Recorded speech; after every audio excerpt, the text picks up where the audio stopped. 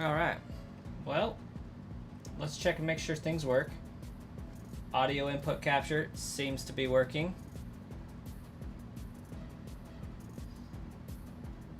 Desktop audio seems to be working. Video seems to be working. Welcome, Shark Lord and Dr. No One. How's it going tonight? Glad to see that the camera is looking better than it was looking on my preview. Preview be looking kind of sus. Also, kind of a sad day. Signed on to see that we dropped back below 30 subscribers, 20,330. So that's a bummer. We were up at 20,340, so host does seem to be extra nerdy. That is true, definitely. Just had to do a little bit of extra checking on the stream today. I got caught in the middle of the project of putting my screen mounts, my monitor mounts on my desk. So I have a dual monitor mount and a single monitor mount, and they were not cooperating with me at all. Finally, I got them to be where they're supposed to be, so I think it's looking pretty good now. Welcome, Aaron. So, yeah, we're happy that the equipment's at least working. That's a bonus.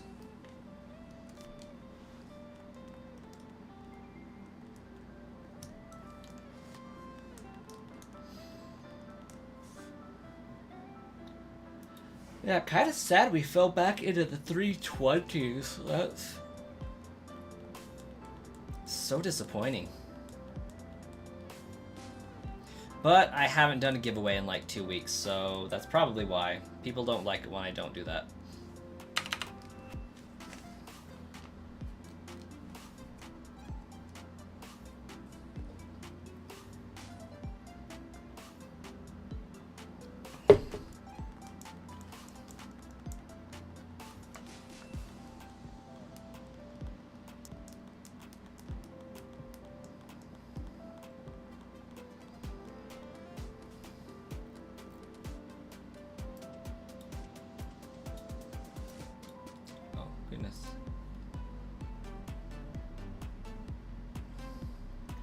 I am curious. Chat does seem to be a little bit delayed. I'm just gonna do a quick check here.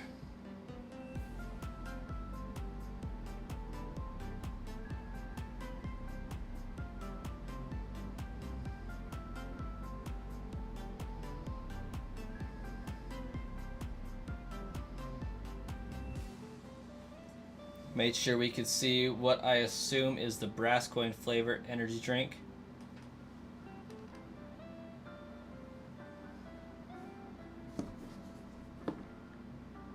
See that where? It's actually just out of view. It was hiding behind Poipole. Should I like just put that little nod right off there by Pikachu for you there, Shark Lord? This is actually just water. I've had a pounding headache for like the last 3 days. I had to do a job interview like that. Not the best experience ever, but 1, 2, 3. Okay, it's only 3 seconds delayed. That's good. Not too bad. Oh, you thought that's what I was drinking? No, Aaron. My bank job opened up an assistant manager role. That's still in my contact center, so it's going to be in between my boss and myself. So we are looking to see if I can promote into that. There are actually 2 of those positions, so there will be 2 assistant managers, my boss, and then all the contact center employees. So I'm interviewing to be over the position I'm in right now. That was Tuesday yesterday. Yeah, that was yesterday that I did that. So, really hopeful that I got it. I did do well. I feel like I did well on the interview, which is rare that I walk out of an interview feeling like I did really well. So hopefully that doesn't come back to bite me at some point later. Okay, that's that one. Why is those on? That's weird. It comes with more money, responsibility. Comes with more responsibility and same pay. It's actually a pretty decent pay increase, from what I understand. And it's not more responsibility in my eyes. It is exactly what I'm doing right now, anyways, just more official. So, in my mind, I don't see a reason why I shouldn't get one of the two positions. I'm the longest tenured employee in the contact center. I am one of the founding employees of the contact center. One of the 4, anyways. I'm taking on extra projects at every opportunity to show that I am interested in promoting and learning with the company.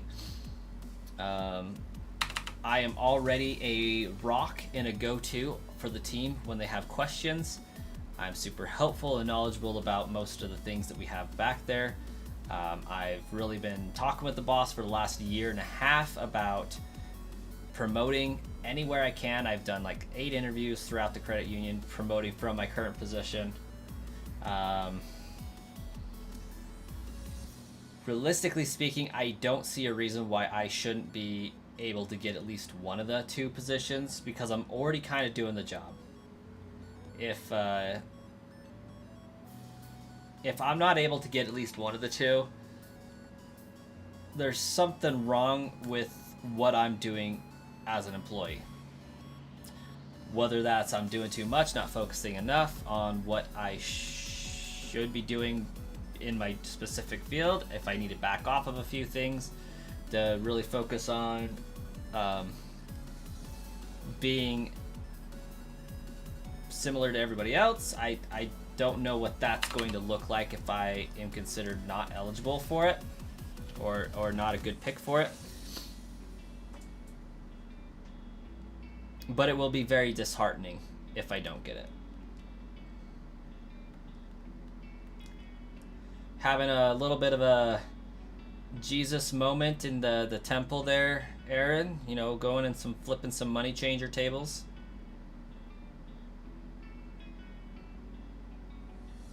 Yeah, Dr. No One. That is exactly what I'm worried about. So, like, I'm one that notices problems throughout.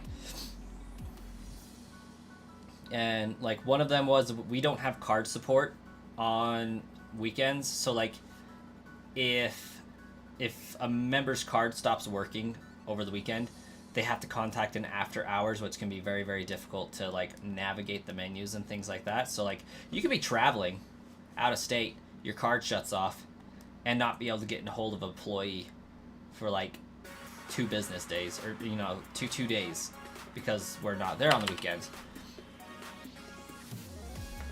I took on card support responsibilities on Saturday, so at least there's somebody that can assist them, that, you know, they just call one number and they get through to somebody. So that's something extra that I took on. Been working with them on the website to improve the user experience there on various occasions. Already actively promoting or trying to interview for positions at other places in the credit union. And my boss has been recommending me to other managers for, you know, these interviews for these different positions and whatnot, from what I understand. So it would kind of be like, so you're going to recommend him for everywhere else, but not pick him for where your own team? That would be kind of absurd. Oh, it's both, Aaron. It's both credit and debit cards.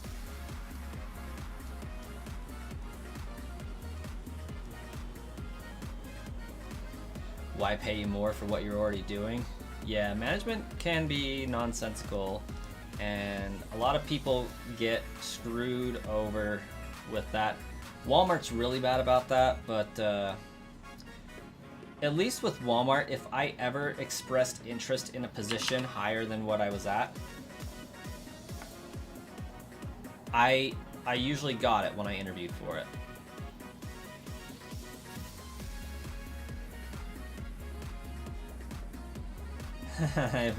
If you were my supervisor, it'd be a no-brainer, but you've been overridden on that. Yeah, dang technology, dang distance, and differing career paths. You don't have your credit union's credit card, not worth it.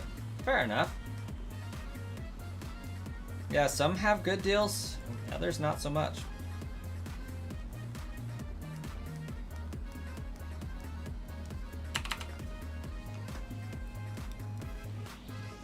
So, I'm hoping to find out Friday, but I may not know until like Monday or Tuesday of next week. But I'm really hopeful for it because this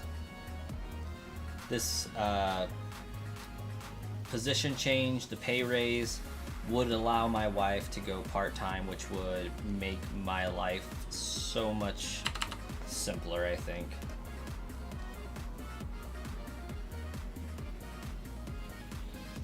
Getting told by higher management to promote someone other than the obvious candidate is so annoying.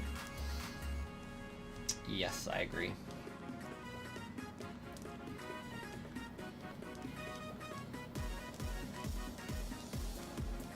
I know there's 8 out of 17 of us that did go for the position.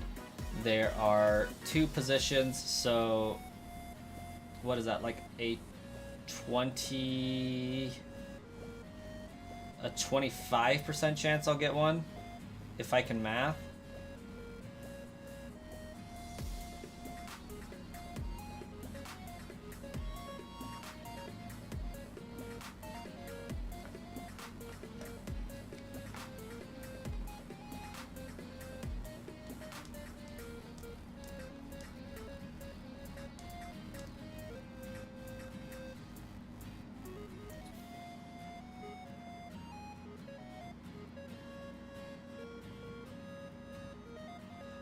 Assuming all candidates are viable, chances are probably much better than that. Yeah, like,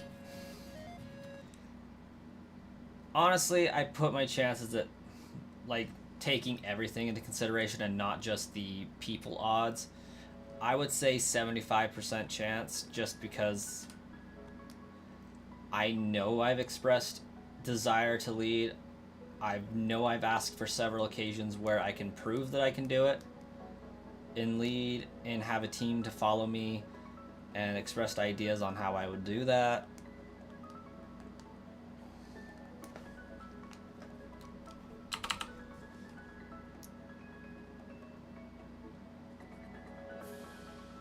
Yeah, there's a pretty good chance, I think.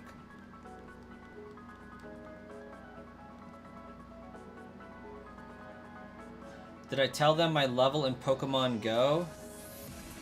Honestly, my level in Pokemon Go is not maxed out. I'm only level 39, just barely.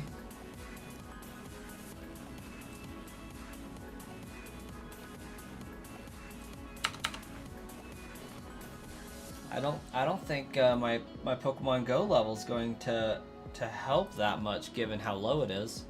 I still got 11 levels left.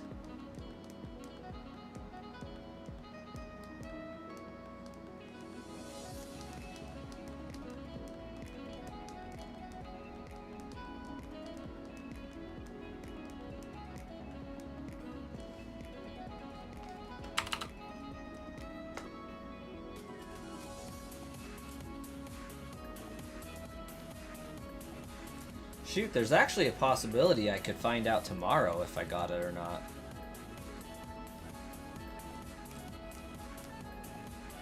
You're a new level 36? I just barely tipped over into 39 yesterday.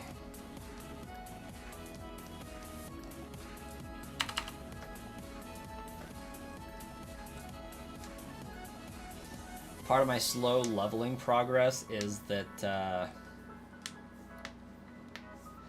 I didn't do raids for the longest time, and like it's designed to favor raids. Raids give you a lot of experience.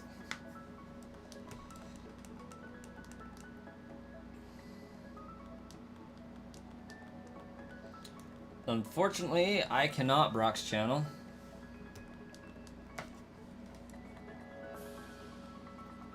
I don't even have that system near me right now. John Rex, welcome. Hello, how's it going tonight?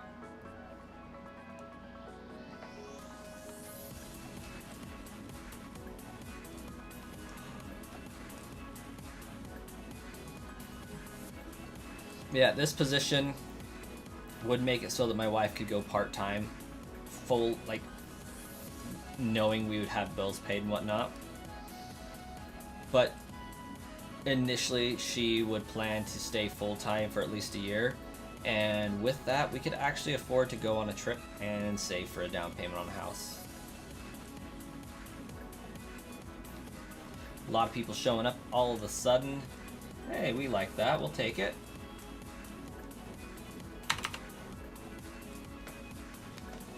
It's what I get for not streaming on my regular day yesterday night. I just was too tired. Like, I make it until about 6 p.m. and then I just have a massive headache that won't go away. I'm trying to guzzle water to keep it at bay. Chocolate milk seemed to help the headache briefly. Tylenol, Motrin doesn't even touch it.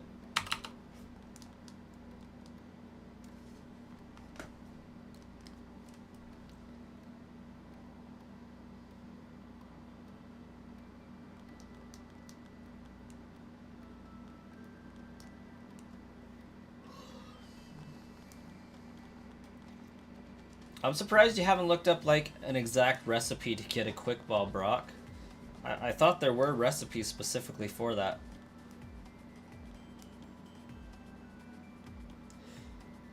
Sly doesn't stream on Wednesdays, so you're glad I did? Well, glad to be here for something for you to do.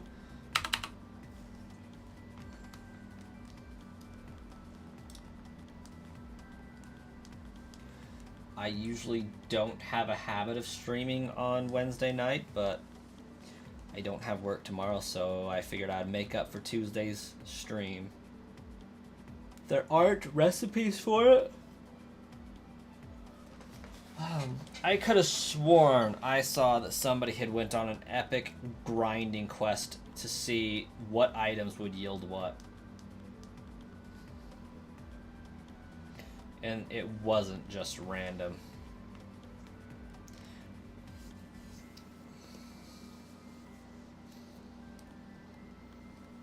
I'm thinking of Sword Shield, Sesh.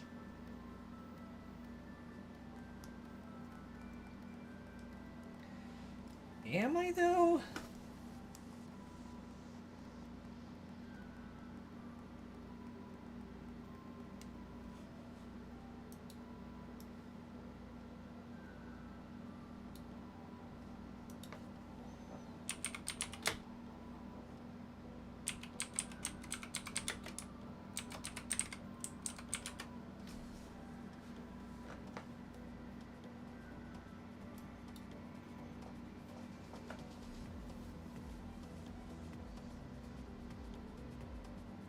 Ah, yes.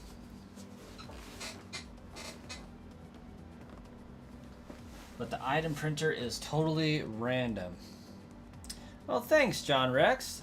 That makes sense since the number just went up. Hopefully, Beetle's gonna congratulate everybody for that here in a second.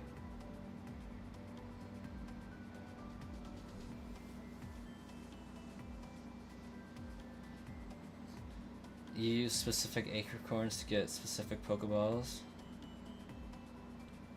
What is my beverage of choice? Nothing.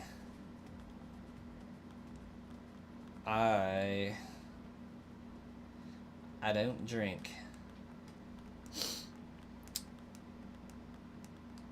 I watched too many people in my family become super addicted to it, become violent,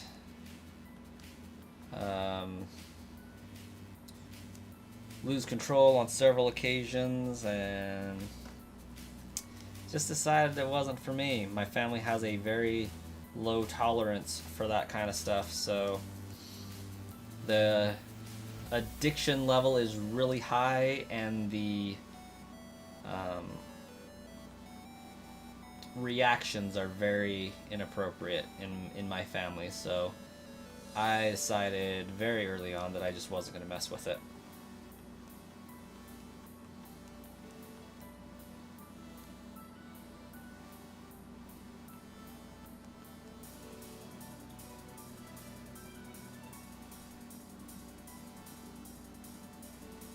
You manipulate the switch time to get the item printer to print out the items you want, and you can target the Aper balls. Okay, so this one's more of a time-based deal.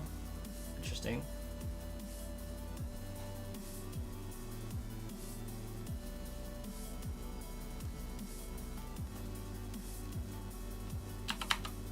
Your link code will be 77777777. Interesting.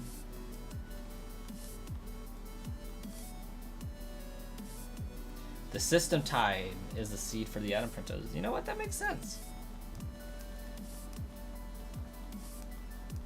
I wasn't believing that Pokemon could make something fully randomized.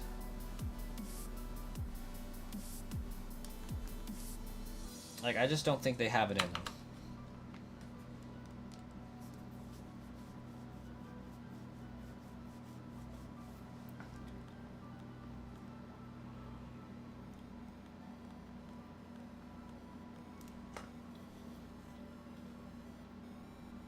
Oh, speaking of those kinds of beverages, Aaron, I've been drinking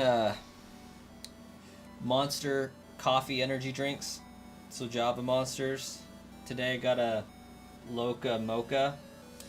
Normally I go with the Mean Bean, but the local Walmart was out of them when I went to go get them, so I just tried one of everything.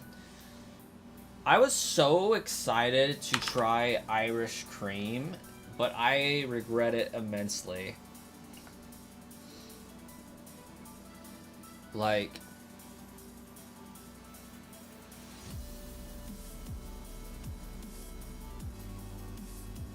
the only way I can describe how terrible it is that the Irish are so addicted to alcohol that even their cream tastes like beer. Like, yeah, growing up around it so much, yeah, I tasted it. I know what freaking Bud Light tastes like. There ain't no reason why this Irish cream coffee beverage should have tasted like Bud Light in any way, shape, or form, but it did. And it was disgusting. So I'm kind of scared to try this one, but like, I had my wife try it. He's like, yeah, that tastes like Bud Light or something. That tastes like they put barley and fermented it in your coffee and called it cream. And I was like, leave it to the Irish to have cream that tastes like booze.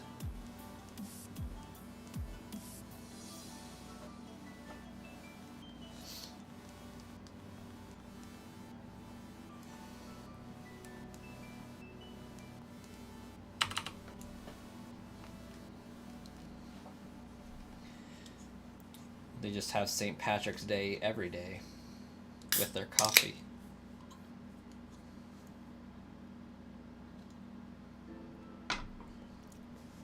Yeah, that one's not bad. That one's more of what I was expecting.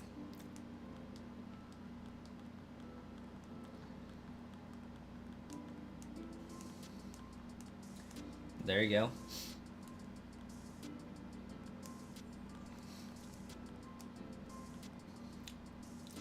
I've had Crown Royal on like 3 occasions, all of which were in a hot toddy type scenario where I didn't have NyQuil, so my dad mixed up a hot toddy with Crown Royal, and basically ends up being the same thing, you know, just your head can't hurt if you're knocked out, so just grab a glass of hot toddy, got some lemon juice, some honey, some Crown Royal, and some water.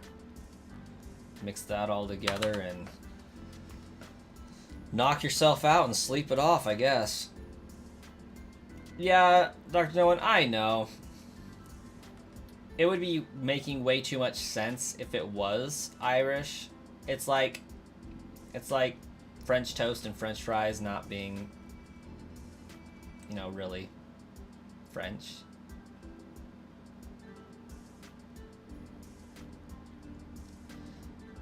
But the EU protects Irish cream as a product that can only be produced in Ireland now.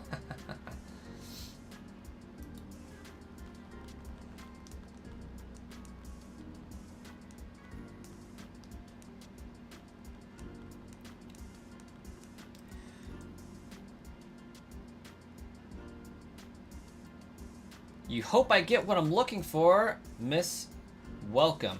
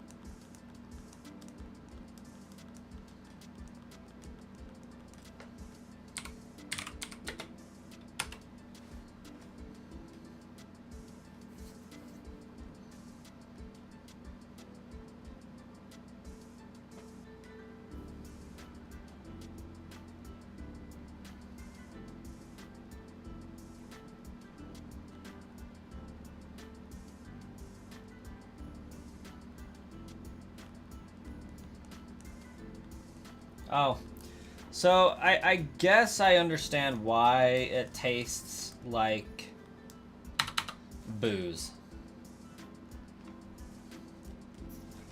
Irish cream is a cream liqueur based on Irish whiskey, cream, and other flavorings.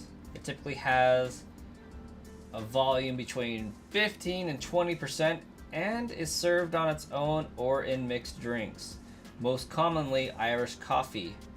Its largest markets are the United Kingdom, Canada, and the United States. That's why. It's Irish cream, but Irish cream itself has a content. So they just distilled the flavor and took the content out, but left the flavor. That's why.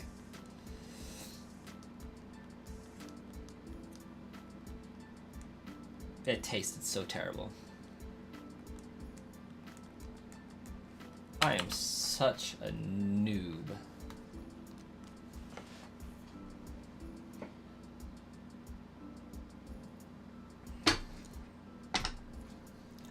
Shark Lord, I have to omit words for reasons, but basically, I drank coffee with Irish cream in it that tasted like booze. Come to find out that Irish cream isn't a cream at all. It is a type of beverage that adults drink in a few different places. Most commonly, United Kingdom, Canada, and the United States. And so since this was a Monster energy drink coffee deal, they just made it taste like the real thing-ish in a way and put it into my energy drink. And I didn't know that it was what it was. We pronounce it as Poipole. And I need this Poipole to not be Poipole. I need it to be white and yellow with neon blue eyes. You guys thought it was like people?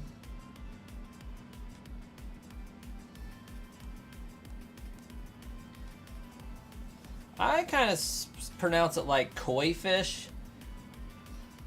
Poipole.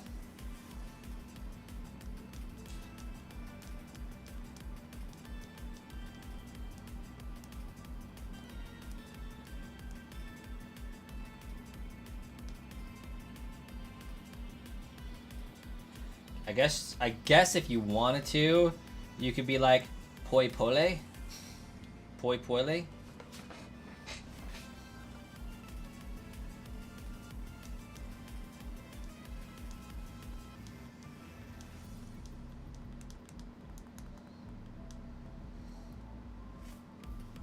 Unfortunately, I think that pronunciation would also make sense.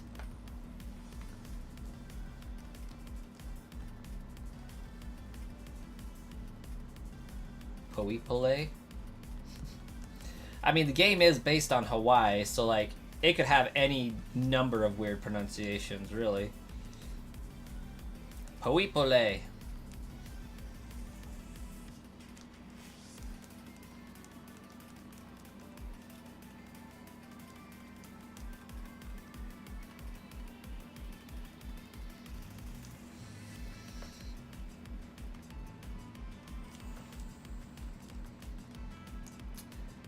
Yep, I think that's going to be the new way the server pronounces that.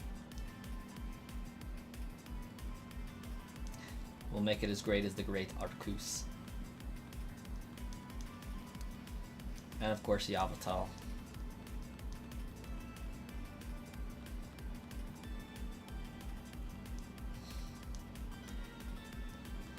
No, but when I did look up Irish Cream, I am excited to say that one of the first images of pictures that popped up was Bailey's. And like, that just brought me so much joy seeing that. Y'all want to drink Bailey's from a shoe?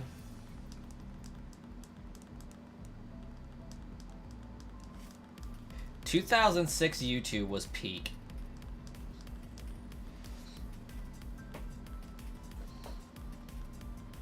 You know, Matt Pat was calculating the weight of the moon in Majora's Mask. Old Greg was rampant. Epic rap battles of history were just kicking off.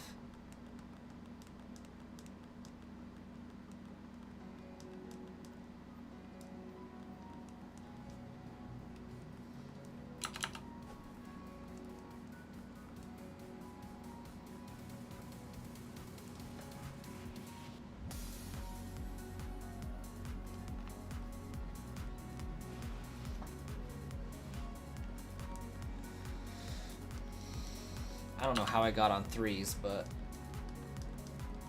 we'll call it 3-4.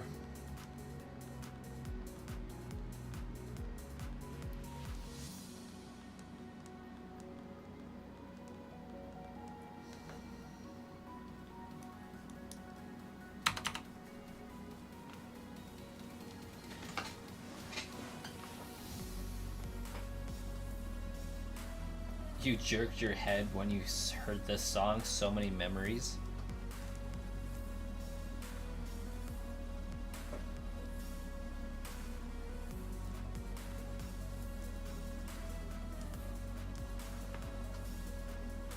Because you actually like Swish.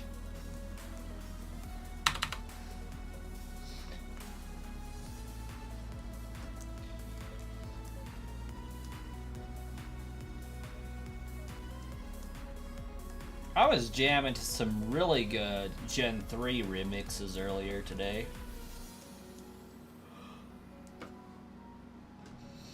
It's good and deserves recognition. The only thing that's good about Sword and Shield is the first round of DLC, and then the second round of DLC was mid, and the game was just low tier. Sword and Shield would have been better if it wasn't almost a direct copy of people from Gen 7. But like, I have to put Sword and Shield above Gen 7 because the DLC redeems it so much.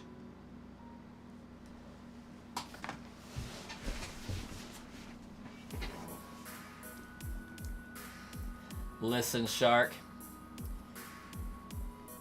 Play the other Pokemon games. Maybe go back and not have them be like a first Pokemon game if Gen 8 is your first.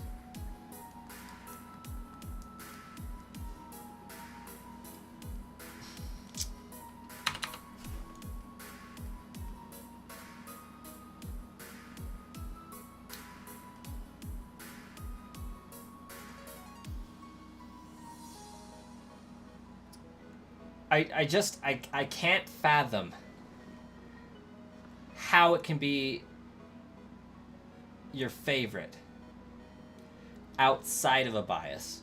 So I'm glad that you're admitting that there is a bias. Is it first game bias?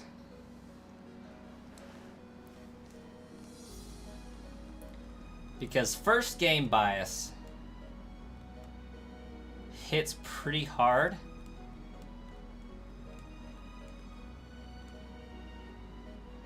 Because it is nice to be drawn in.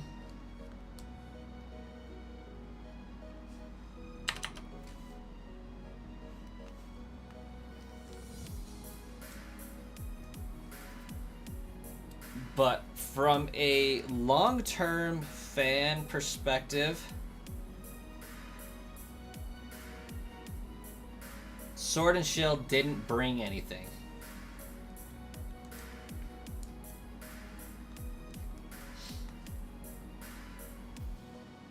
It was your COVID game, was also the first, but it's your favorite because of COVID.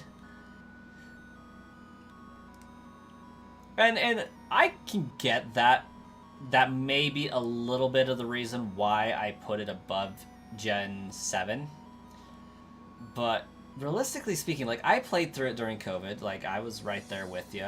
I was streaming it. It was the first Pokemon game, really, that I streamed. I think Let's Go Pikachu Eevee I did afterwards. If I did it before, I know I definitely recorded it, then uploaded it. Sword and Shield I actually live streamed.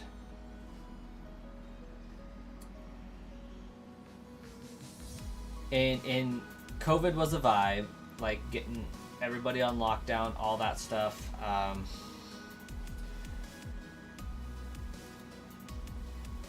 I get the bias, but it is literally like the lowest 3 generations of Pokemon games. Easily in the lowest 3. And that's because Generation 4, Generation 7 both exist.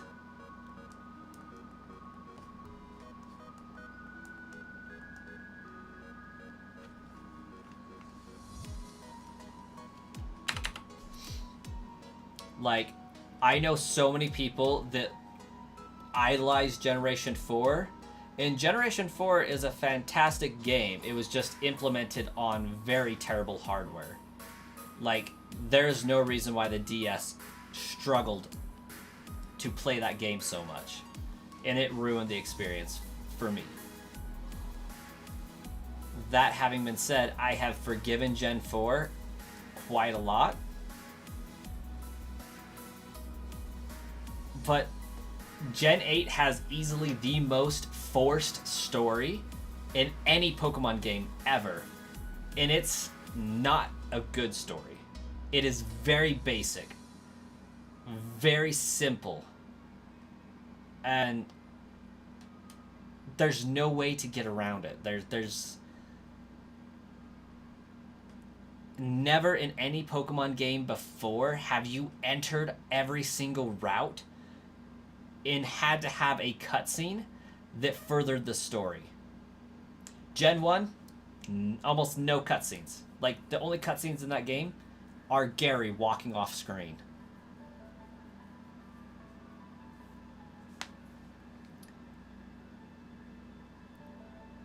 Gen 2, Same thing. Only cutscene is your rival walking off the screen. Gen 3, same thing. Gen 4, same thing. Gen 5 did introduce cutscenes, but the story was so good in Gen 5. It was worth it. Gen 6, the cutscenes added. There was a story there. Not as much as 5, but still a pretty decent story, and we got, megas, so that's a thing. Gen 7, there was story progression. How was okay. I liked it. Pokemon, phenomenal. Region, kind of mid. Sucked as a region.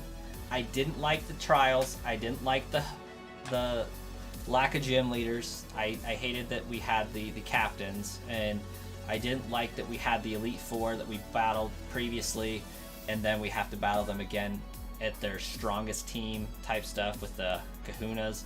Cool concept in theory, but just stick with the gyms in my opinion. But Gen 8 copied the character of Hau and named him Hop, gave him a different colored skin, and called him a different person. But it is exactly the same character, and it reacts the same way, and just Gen 8 forces a terrible narrative of a story down your throat at every single turn. There's not like, oh, I just want to go to this route, explore, see what Pokemon there are. It's like, no, there's a stupid cutscene talking about some sort of imaginary energy crisis that's not going to happen for 1,000 years.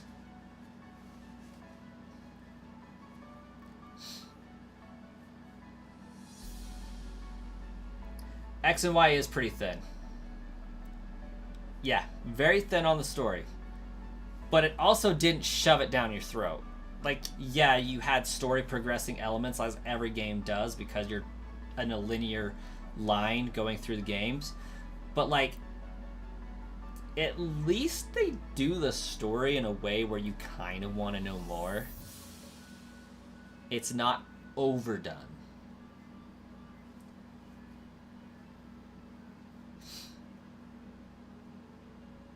Bad to see I'm above obs. Also, welcome, Prob. Brock in there with Hop is the absolute bane of his existence. Said before, absolutely hate Hop. Freaking Hop is the worst character in any Pokemon game ever, because it's just a Hau clone done worse. Oh, it would have been so great to get Z with Zygarde set up. That would have been dope. Also, Shark Lord, I won't rag on you too much. SV is really amazing, but it can't perform well on Switch's hardware. I agree. SV and 4 are kind of in the same category. Although, a lot of people who played Generation 4 didn't have the same experience that I did. I can't figure out why.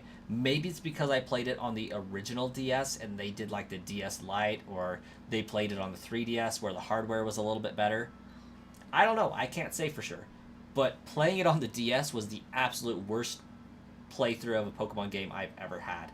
Like, sitting down to play those. Platinum, I will give it this. Platinum did run better than Diamond and Pearl. However, I played Diamond and Pearl at launch.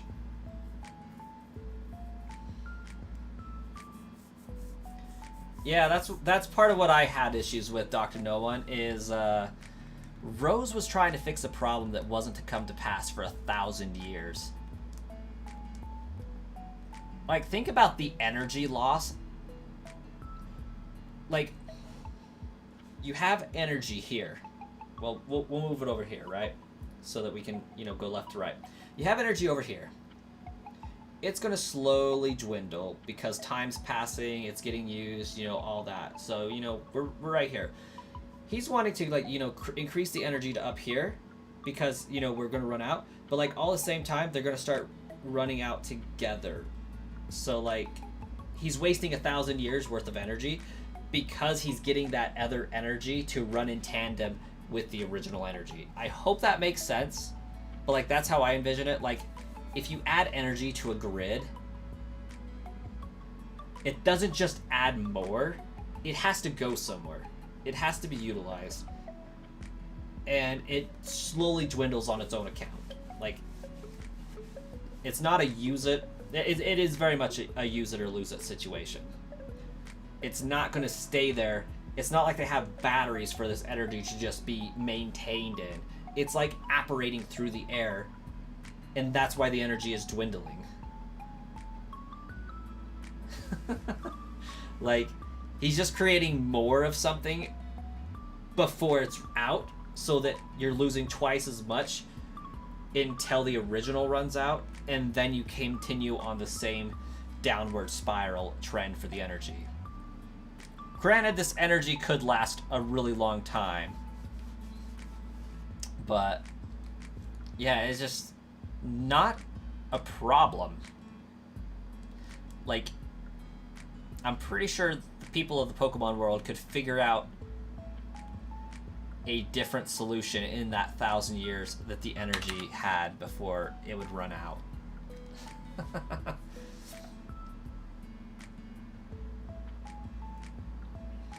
Prob, you have a great day. You did a rant on Wattpad. Have no idea what Wattpad is still. You know, say what you said there. Gen 4 was an end of an era where Pokemon was innovative. Black and White was a soft reboot, so despite being good, it was the beginning of the decline.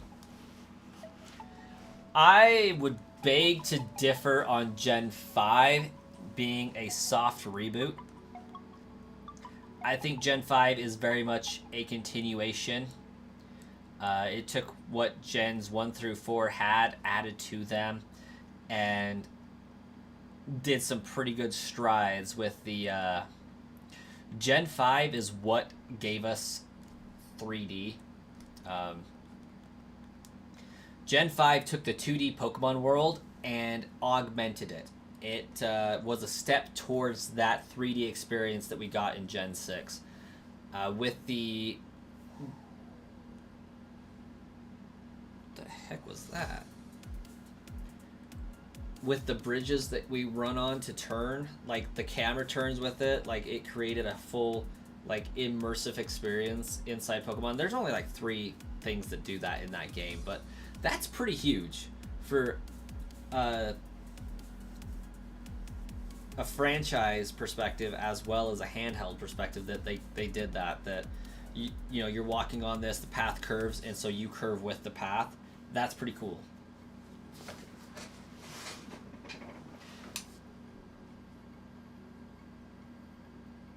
Hey Brass, name the one instance where the evil team had no interaction with the box legend. A lot of them. Define interaction first, but Gen 1 didn't have box legends, so check-ish. Gen 2 had box legends, but officially speaking, Team Rocket never touched them. So Gen 2. Gen 3 they definitely did. Gen 4 they definitely did. Gen 5 they definitely did. Gen 6 they definitely did. Gen 7, there isn't really an evil team. So I would say the evil team didn't touch them because Lusamine isn't evil. Gen 8, technically speaking, the evil team had nothing to do with them because we got the box legends. Rose was the evil team. I would classify him as semi-evil, but wasn't really a team, and he didn't touch the box legends officially. And Gen 9, there isn't exactly an evil team either. So, like, really the list is shorter to say the teams, you know, the games with teams that had a direct impact with the legendaries that were boxed. And that is 2, 3, 5, 6. Aether Foundation and Macrocosmos are sometimes considered evil teams. I can see how the Aether Foundation can be considered evil, but, like, they're not. They really are protecting Alola. Everything that they did, they were doing to protect Alola. Like, they knew that this beast was coming. Their methodology with, you know, squeezing the portals out of Nebby, maybe not so great, but when you have a threat of a creature that's going to come and eat the sun, I'm pretty sure a little Pokemon suffering is going to justify the end, you know? And in SV, Penny has a direct relationship with Koraidon Miraidon, but she's not evil. They're delinquents. Like, they're not evil. And Team Skull isn't evil.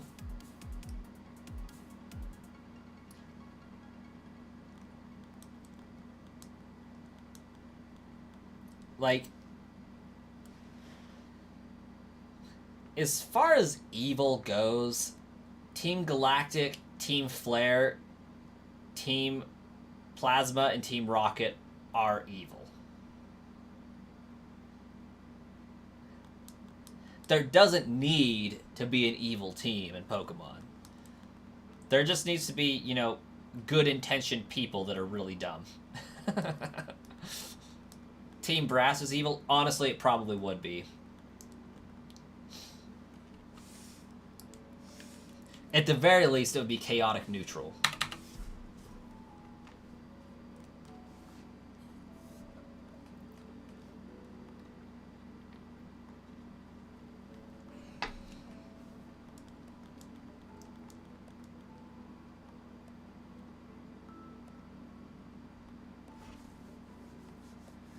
The Elite Trainers Club in Blueberry Academy.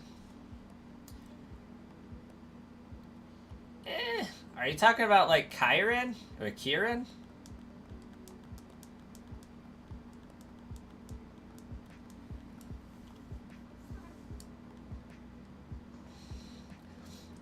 Except for none of them worked for him directly. They all adamantly opposed him. They just couldn't beat him to put him in his place. Because, like, every single one of them was just like, yeah, this guy kind of is a jerk. Like, can we take him out, please?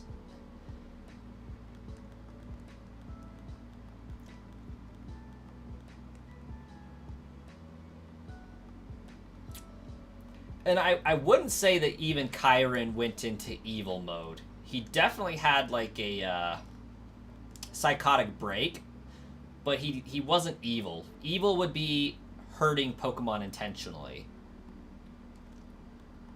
He was hard on his Pokemon, but he still had love for them.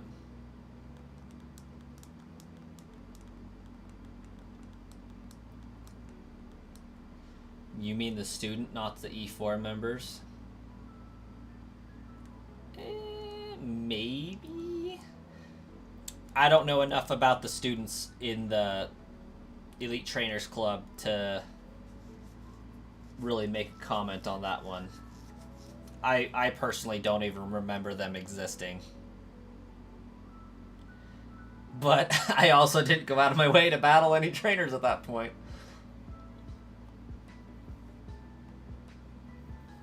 Oh yeah, Aaron, that guy was straight evil.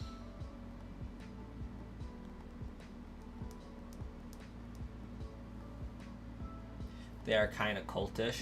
Like, I don't even know who you guys are talking about with the trainers. Like, I was so done with that game by the time that DLC came out that I went straight for the Elite Four members. Like, I didn't even battle extra trainers unless I had to face the Elite Four.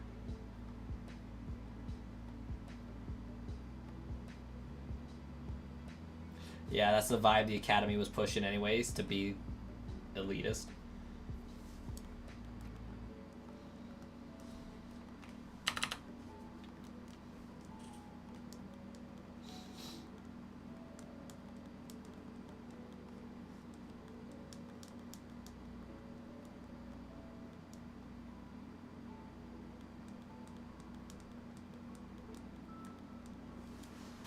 Why would forcing Spoink to go to sleep be evil?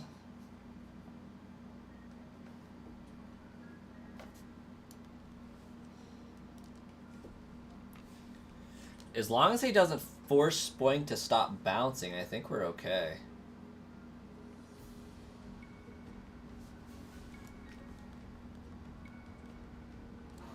But, like, it bounces and it sleeps as its dex entry, if I remember correctly.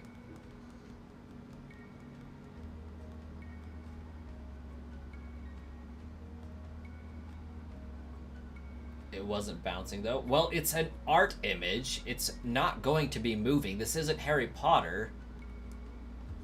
Wish it was, though.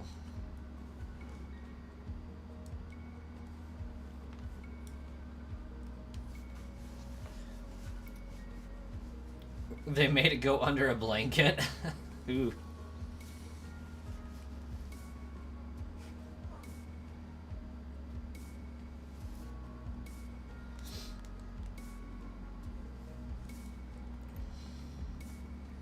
Then that may in fact elicit an evil classification there.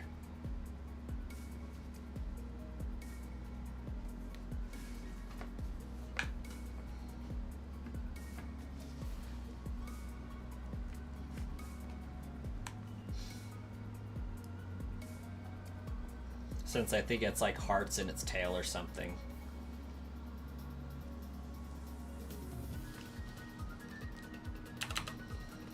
But yeah,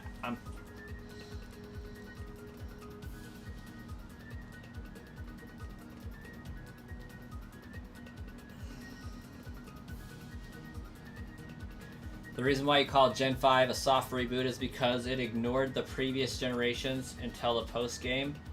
Most of the Pokemon were clear reboot counterparts to Gen 1 Mons, Muna, and Drowsy. Yes, Brock. However, I see what you're going for there.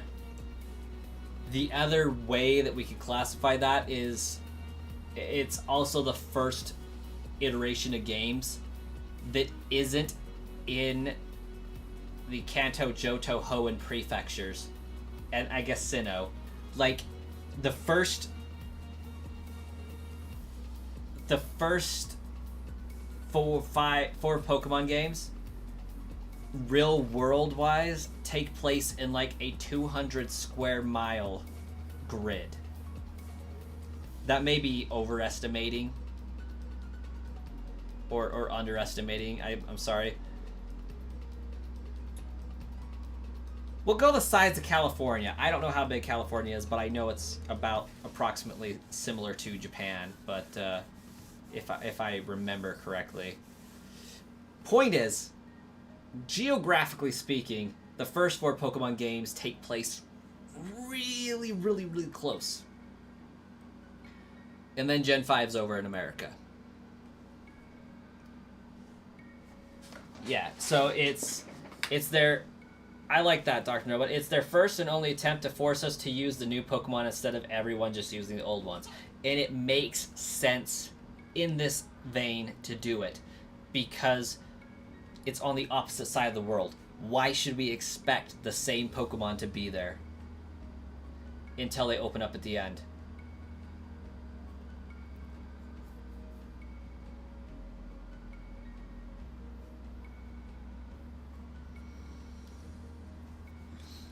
Erin, that actually depends on the game, because she is not a miner in Gold and Silver.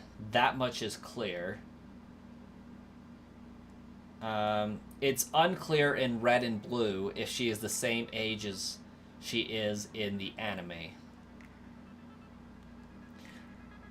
Given that 3 years has passed between Red and Blue and Yellow and Gold and Silver, I would say that Misty is not a minor in Red and Blue, because the vibe that they give off in Gold and Silver is that Misty's in her 20s.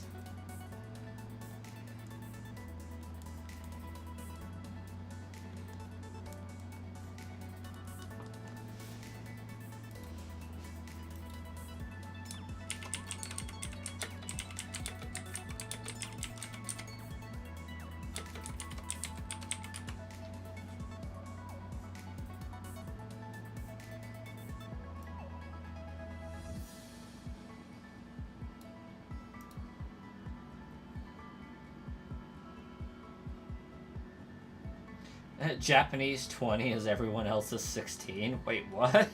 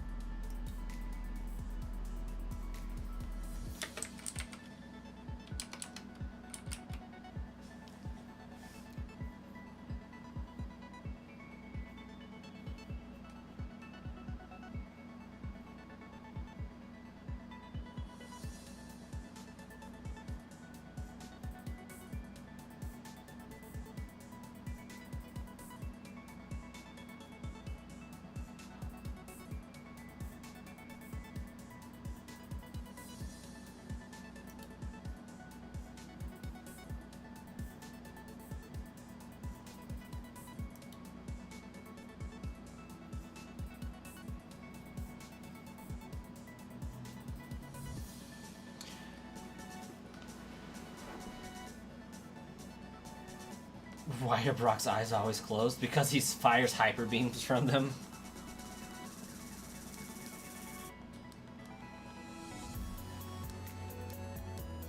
It's so that he doesn't get dirt in them.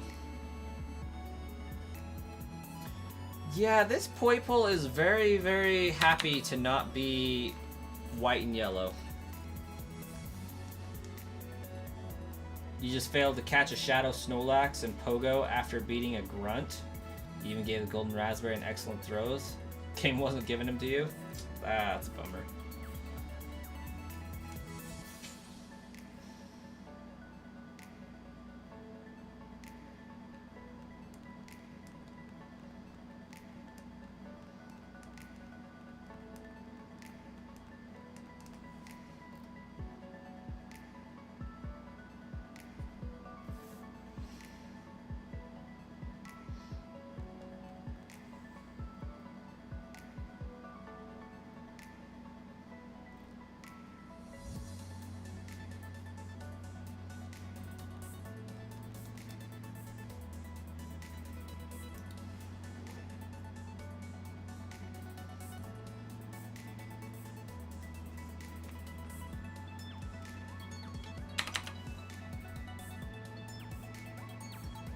Whatever I'm feeling down, just remember that I have to get another one. Yeah, this is only one of two.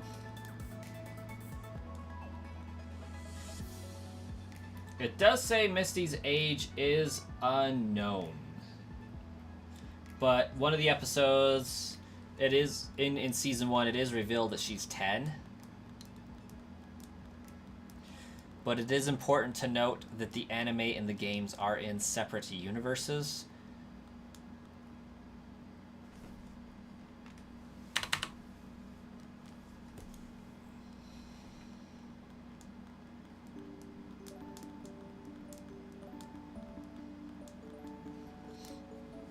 I know Misty is on a date in Gold and Silver, in Crystal. And she is pictured to be quite a bit older.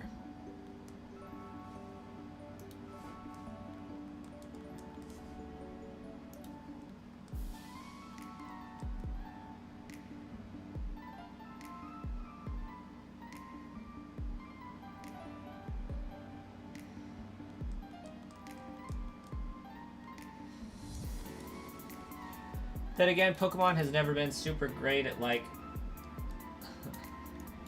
putting lore in most of their games. And, like, character development. Lore, yes. Character development, not so much.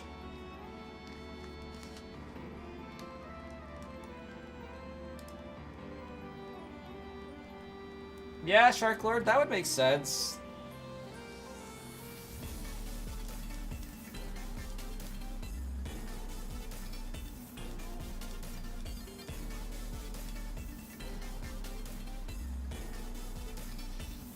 And realistically speaking, in the anime, Ash really doesn't take down Team Rocket.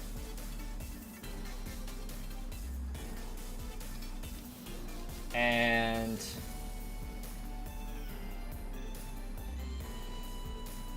the games are about red and blue, not about Ash. So really, the anime shouldn't have any correlation with the games, anyways.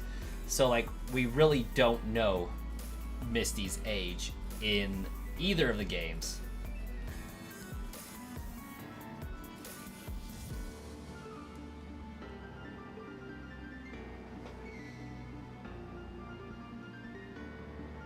Yeah, especially with Season 1, Aaron. Like, most of his badges were pity given to him. Which explains why he doesn't win the Indigo League. He really wasn't that good.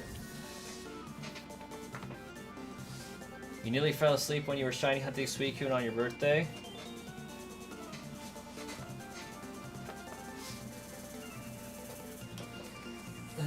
Season 1 is all you know.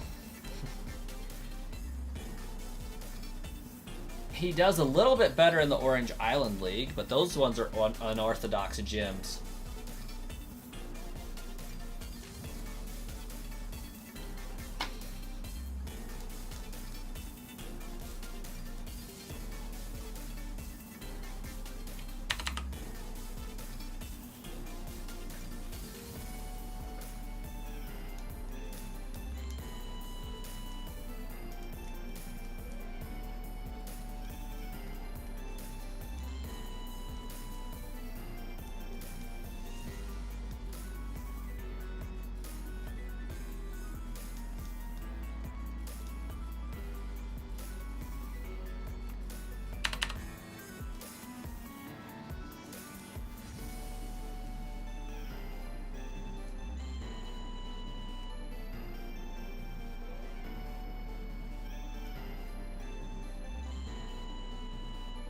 Do I have batch trading enabled on any of the bots? I do not. What do you mean batch trading? Like, I have dumping enabled, so like you could dump to get files, but I don't have like, I want to trade him a Chop, I want to trade him a Champ, I want to trade him a Choke, and have that bot queue up all three of those Pokemon and trade them out.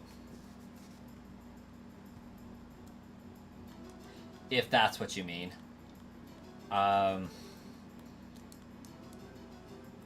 If you still have PK Hex on your computer and like you can pull it up and send me a picture of what you're talking about. Some versions of Sysbox can receive a zip file of up to 6 files and sequence the trades. Does it have to be a zip, or can you just load up multiple files? Because I am using, on the BDSP bot, I am using Berry-chans. Everything else, I'm using the base Sysbot. So I don't think my bots are set up to handle that.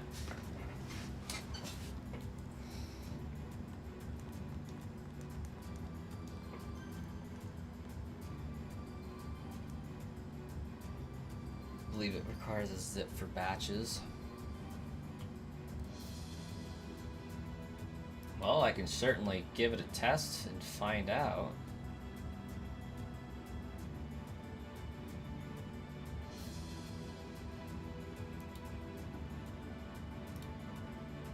I've never tried.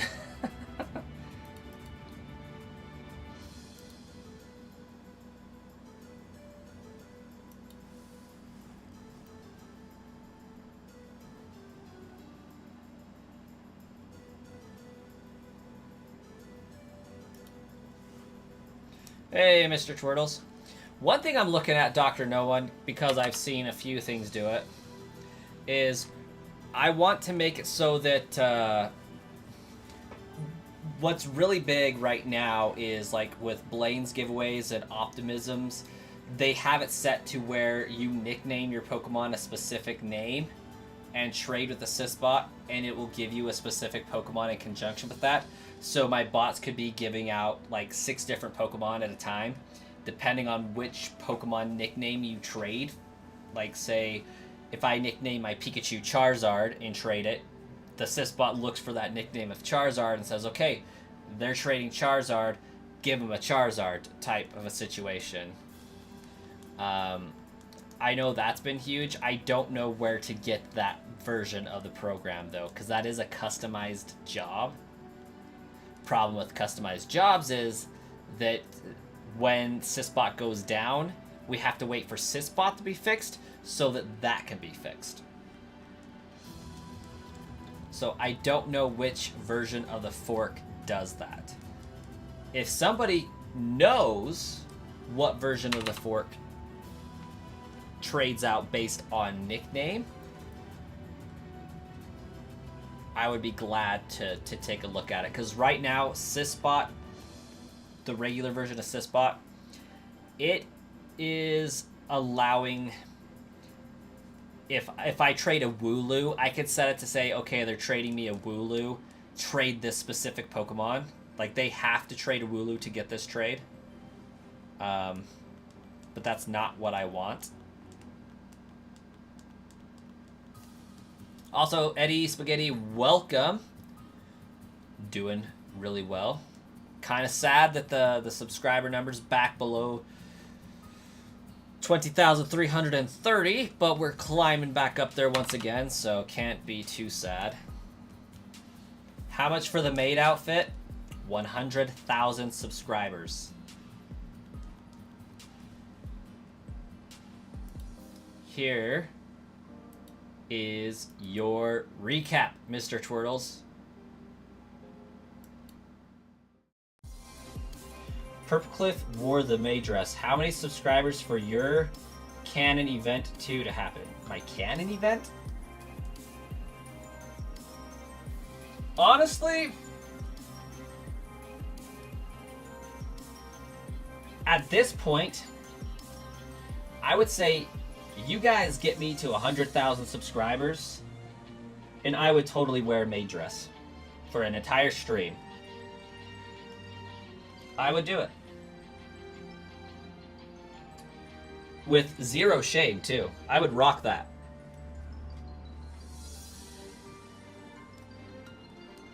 Ooh, Marley's over there like, bet. Clip it, clip it. Boys, start making alt accounts. I'll clip it. I'll put it in a short. I ain't scared. You guys get me to 100,000, I will do it.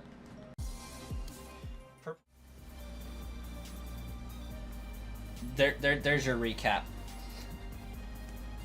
Hopefully the volume wasn't too atrocious on that.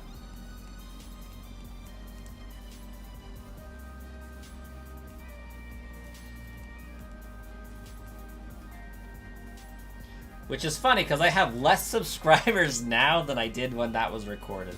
Which is mildly ironic. What about the people trying to fill up their decks? What do you mean, Mr. Twirls, about the people trying to fill up their decks? So, like, the Discord bots will be working, and I did get those back up and running. I decided to turn them back on and focus more on running those and having the top 4 be the giveaway bots. These ones are the Discord bots, and then these ones will be extra. So I am reducing the number of bots I have. I had one of them break, so I'm down from 15 to 14, and then I have the old BDSP bot that isn't wanting to cooperate, and I think the old Sword and Shield bot isn't wanting to cooperate. So really, I'm like down to 12. So, and that's fine. Like, the switches are going out. Like, eventually the Sysbots will die, but we're hoping to have them around as long as we possibly can. I swapped out, like, the batteries in pretty much every single one of them, so they should last for a good while yet.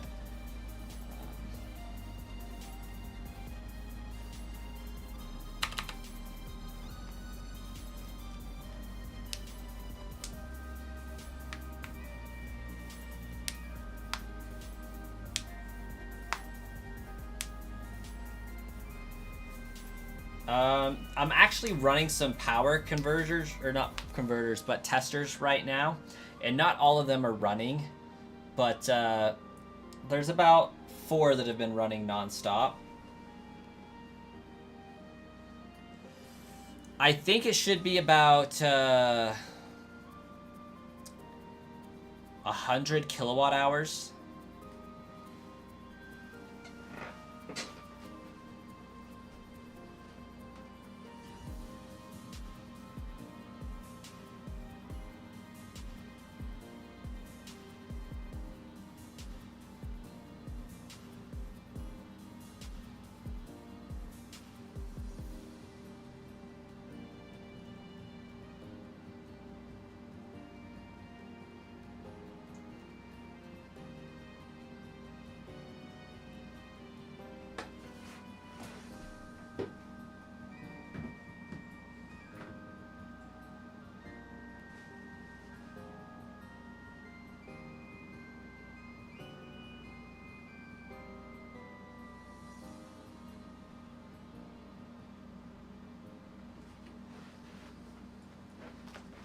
Sorry, right now the bots themselves are about at 11 kilowatt hours. The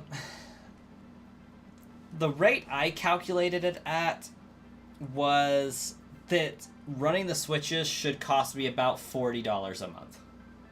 I think. The computer, on the other hand,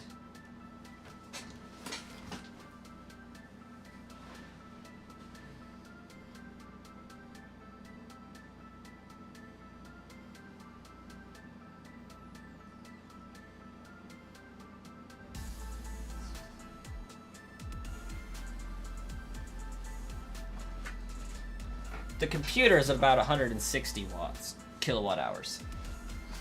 So, yeah, it's the computer and the bots for the month should be around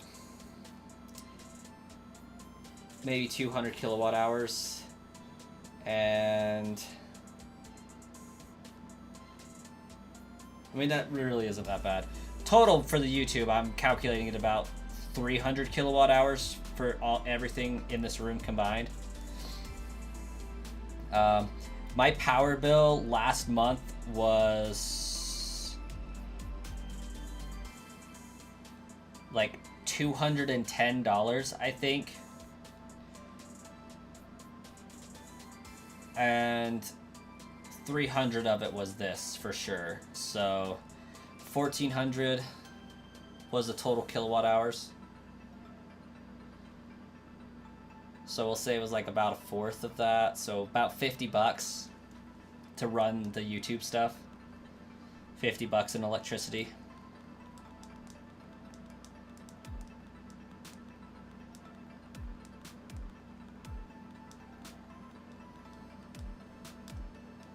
$70 on a high end, I would say. Yeah, it's not terrible.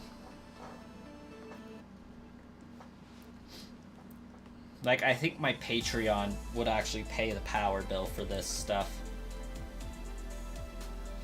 The wear and tear on the switches, on the other hand, a little bit more.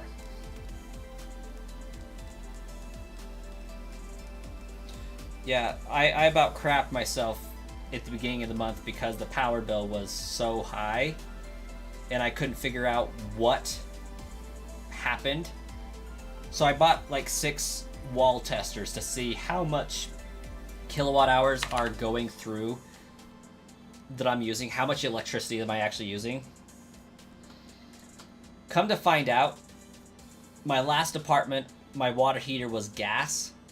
This new apartment I'm at, the water heater is electric, and we were abusing the heck out of the water heater, like so much. And the AC. AC's been through the roof. It hasn't shut off in like a week, so yeah, that's pretty bad. But I'm thinking most of my power was the water heater, because looking at it, it costs like 400 kilowatt hours a month, and that's absurd. I miss my gas one. Because, like, I'd have $15 in gas a month. Maybe 25 on a winter month. I'm terrified of winter now. Because I don't know what's gas in this place. And I don't even know why we have a gas bill right now. Because it's not for the water heater. It's not for the stove. Surely it's got to be for the furnace.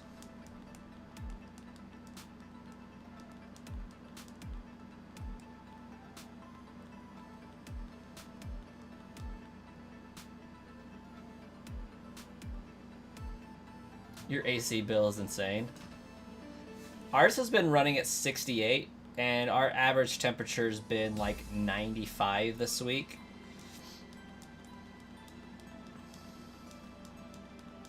So yeah, I'm sure my AC bill is going to be crazy.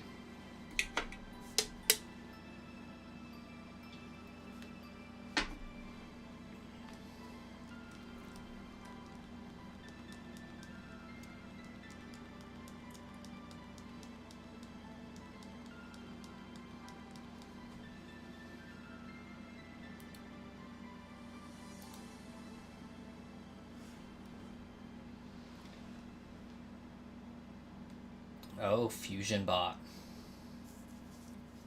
Sysbot.net, but cooler.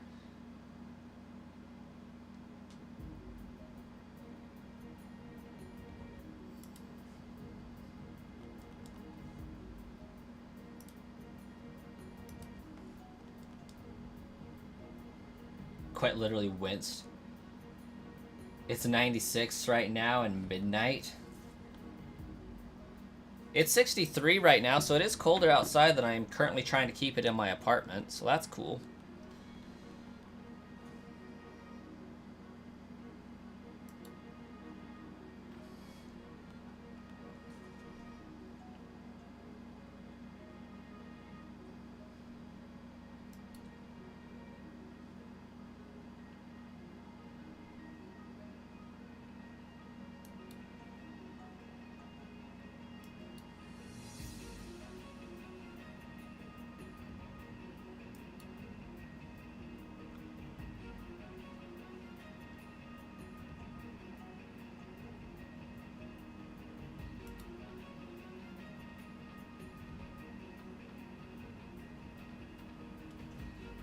Just the space in between the showdown sets. Oh, I think I have to compile this one myself.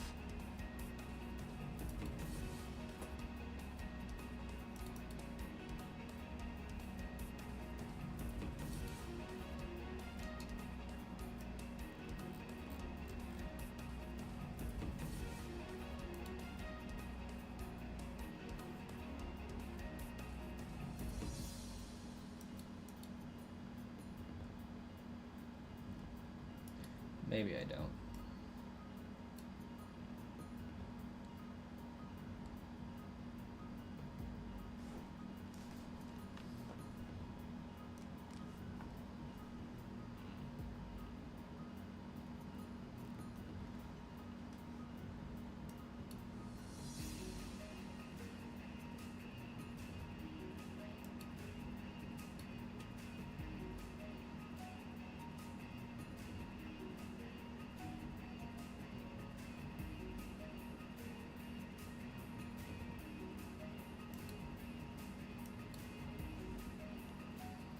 Not me trying to figure out how to find the bot to download.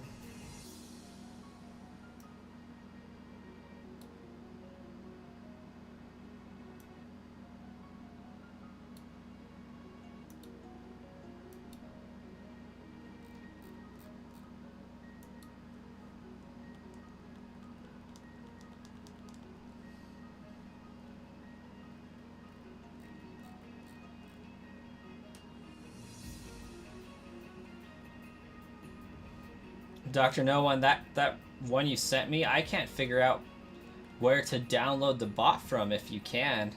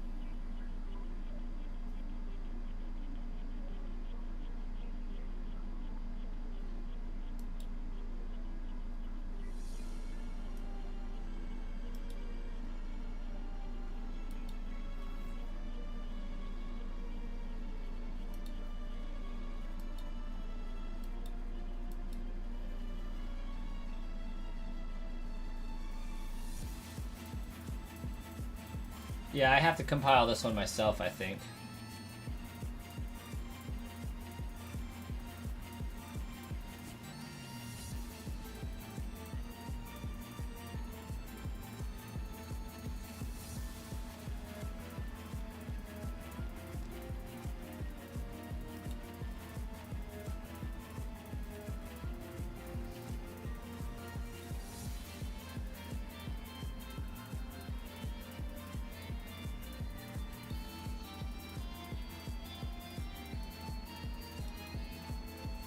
Which sucks, but luckily I kind of got a lot better at using GitHub, so...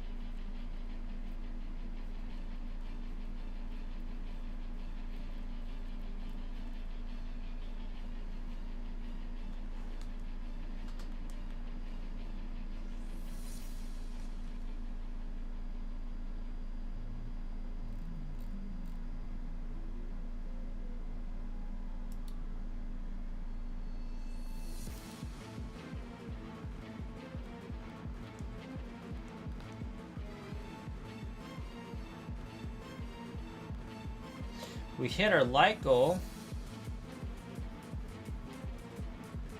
Nice. All while I was super distracted.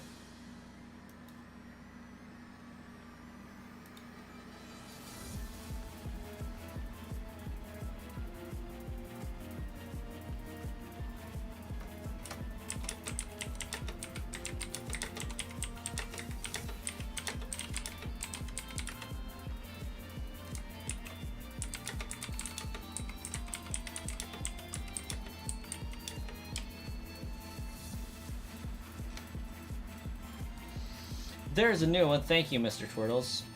We will pin it. And get back to focusing on, you know, actually getting some encounters.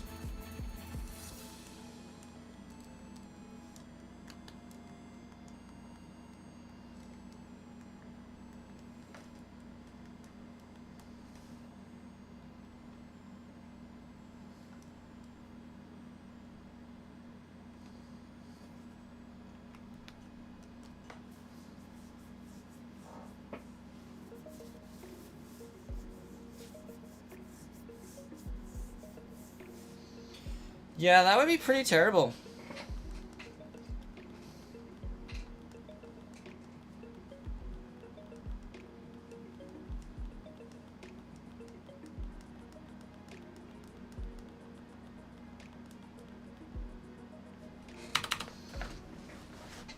I'm sure if I went to Optimism's server, I would find, like, the exact one I'm looking for. But I forgot what the name of his server was. The Pokemon Collection, I think.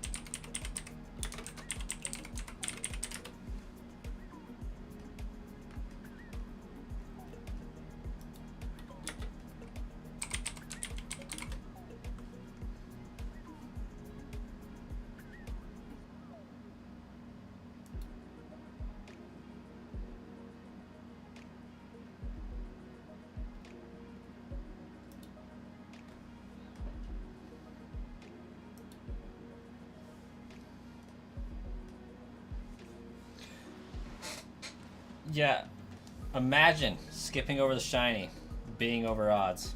Brutal.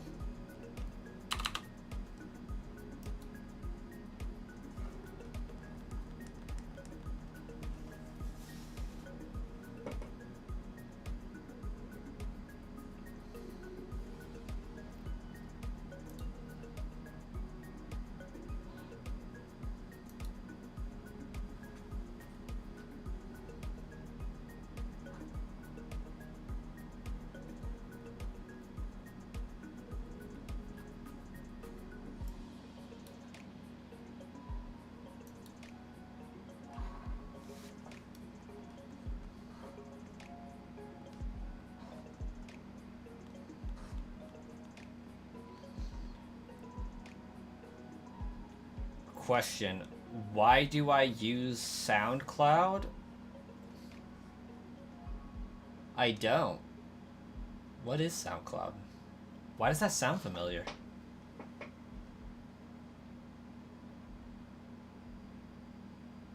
You need a box of shiny Nickets? That is an odd request there.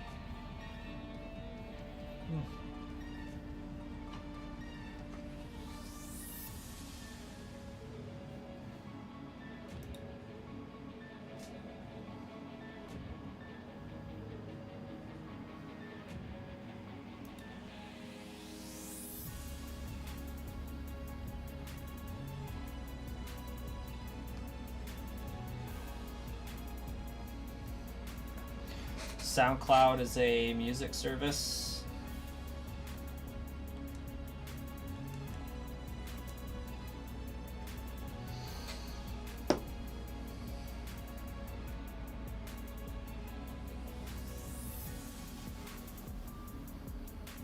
Yeah, I definitely don't use SoundCloud.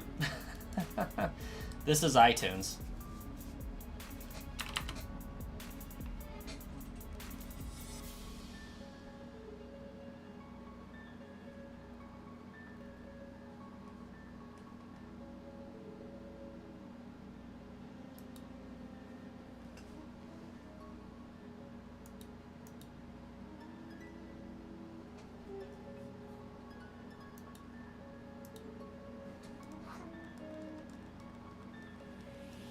Why do I use iTunes? Because I've used Apple products since I was like 14 years old.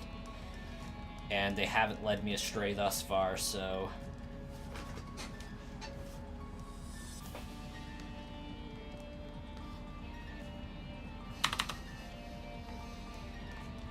I was using Windows Media Player and having all the songs on my computer play through that, but iTunes does this little bar up at the top on their program that I love so very, very much. So I switched to iTunes so I could have that up there.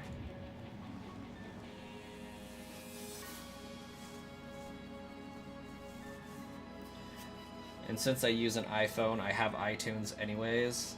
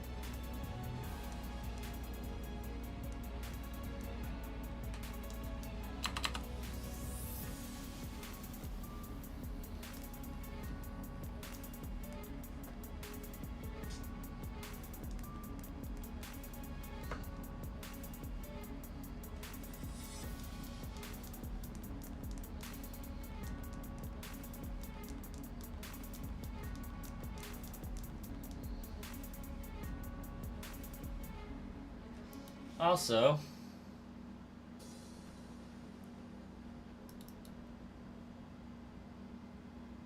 we have hit 50 hours of hunting this thing. 50 hours, guys.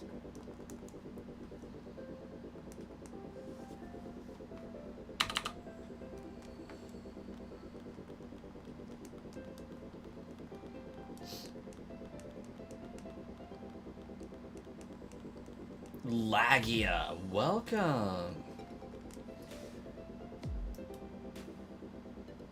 Better not be here to tell me any of my bots are down or I'm gonna cry.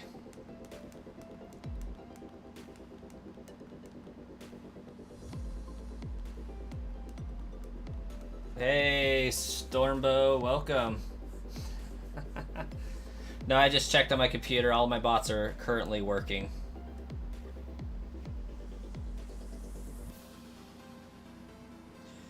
You gotta hit the best sleep grind you're gonna get this week. Best of luck there, Mr. Twirtles.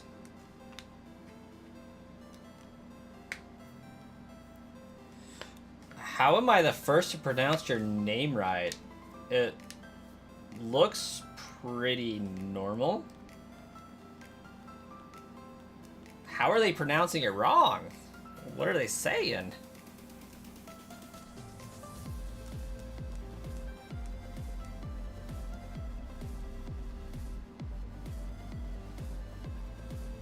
Storumbo.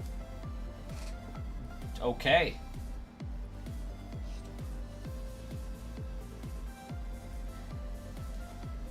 Don't know why they're calling you that, but reading in English says Stormbow pretty good.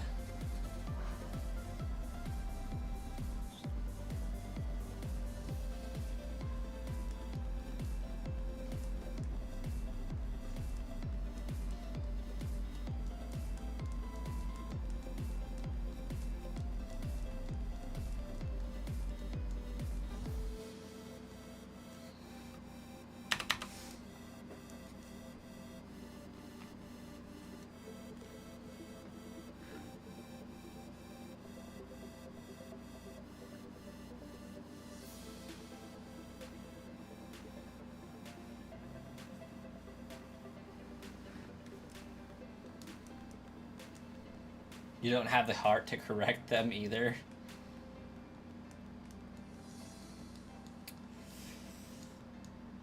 Some names can be hard to pronounce. We get lucky sometimes.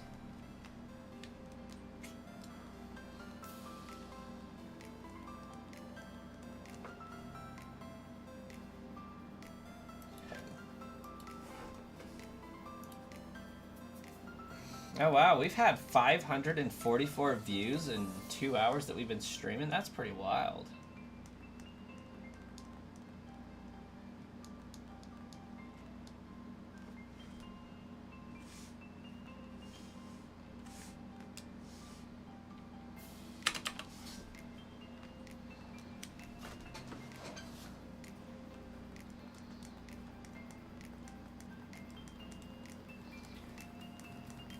I never thought we would get 1,600 over full odds, though.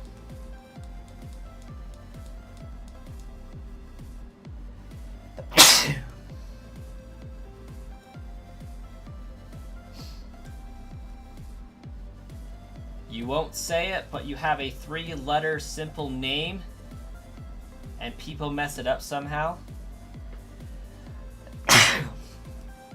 I would not put it past them. Thank you, Doctor. It is July, and the air is actively trying to cause me harm.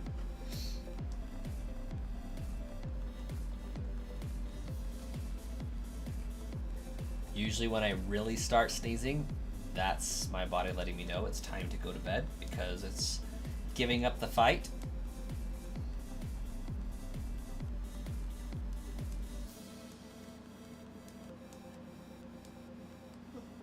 You heard that sneeze from here? Yeah, so Stormbow, I have 2 kids. I got that dad level energy.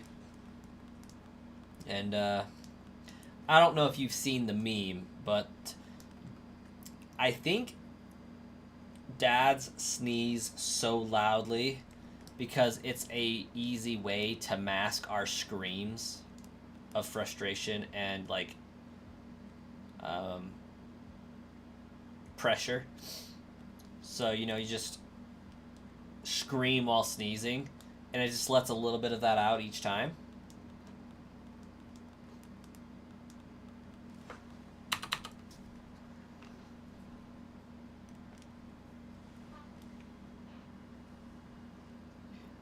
That dad sneeze is so real. It really is, though.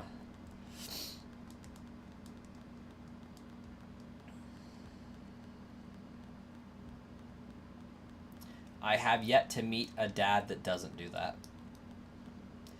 Peter, welcome. Well, we're getting a wide variety of people coming through the streams recently. Love it. When your kids are teens, you can use your dad sneeze to make your children scream. Yes. I think I will look forward to that. You play this game? Glad to hear it. Sun and Moon's pretty good. Well, Ultra Sun, Ultra Moon's pretty good.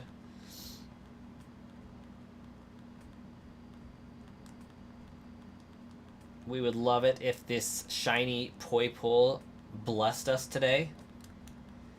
It appears. That would be lovely. Oh my gosh, we're almost back up to 20,330 subscribers.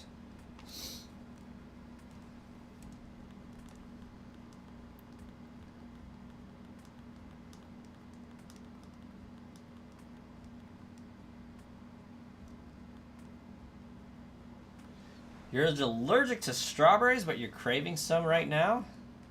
Like, Stormboat, are we talking like EpiPen allergic, or like your throat gets a little scratchy? Because if it's your throat gets a little scratchy, absolutely you should.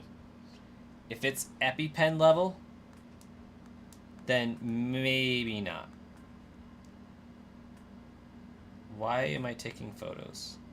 What is going on? Hey, Mr. Apples. It is the Gengar hat guy. Welcome. Wow, tonight we're getting like a lot of chatters. I love it. How is everybody? Shiny, how rare? 1 out of every 4,096 should be shiny, but that's not the case thus far. We have yet to find our first shiny Poipole, and we've been at this for 5,634. Izzy, welcome, welcome.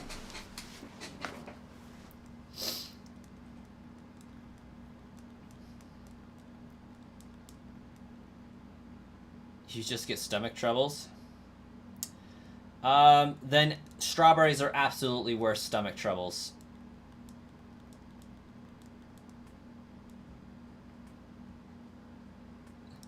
You got this hat, and then you started buying Gengar shirts. I want to get like a Hawaiian-style shirt that's decked out in Gengar. I think that would be really, really fly.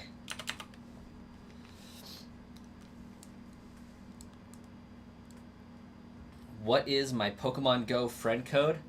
Let me check Discord here, see if they're both easily accessible. I feel like they should be. They were in general, and I don't think a lot's happened in the Discord since I posted them. So I can grab them really quick. Probably.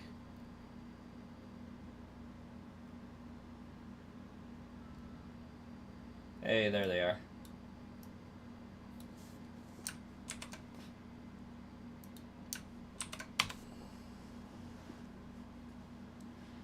Those are my 2 Pokemon Go codes.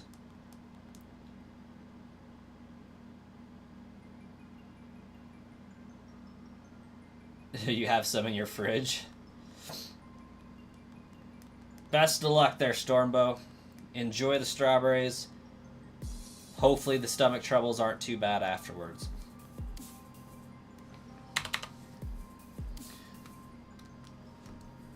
But as long as you got toilet paper, I'm sure it'll be alright.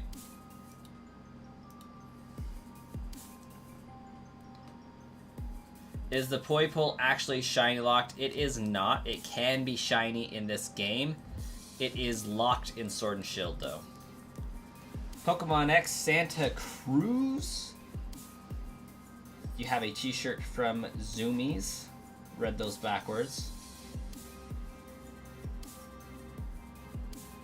You mathed out the accuracy of Hypnosis in SV, and it's 30 to 35%. Pretty sure Game Freak doesn't know how to do probability. They definitely don't, because if it ain't 100%, it is 0.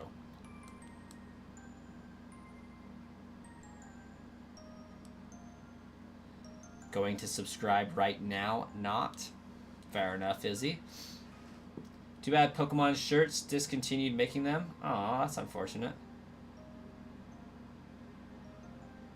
Oh, Pokemon Cross Santa Cruz. That makes more sense.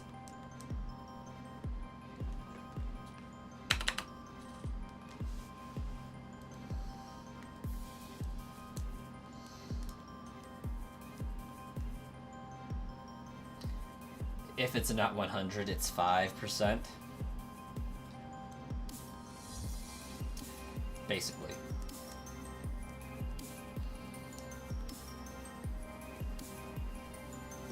Pokemon shirts had cool custom shirts. I'd believe it. I'm just glad I found a replacement for this hat, because eventually this one will die fully. Like, it's kind of crusty right now.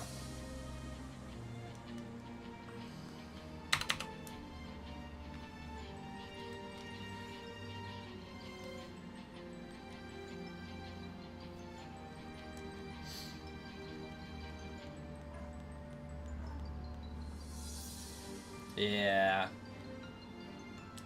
Oh, Izzy has just subscribed. You should too if you haven't already. We're back up to 20,330 subscribers. We're cooking on back up to our ultimate high of 20,342 again. Stormbow, that is a great question.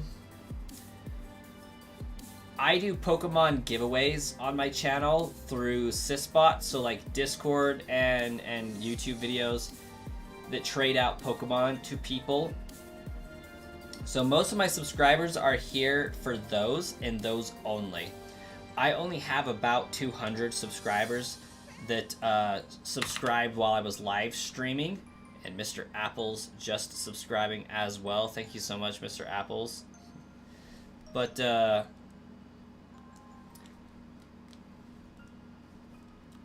most people are here because they're getting free Pokemon from my YouTube videos, not because they've interacted with me on a stream, which I'm trying to get more into streaming for those reasons, because I really want to be able to interact with people more, and that's why I started the channel anyways. The Sysbots were just supposed to help, and they did. They grew the channel immensely, but most of those people only show up for the giveaways. Your uncle is showing you all his shinies in Pokemon Go, and his hundles just have you over here like crying. I have one hundo, I think. One hundo. But a bunch of shinies. Like 76 shinies.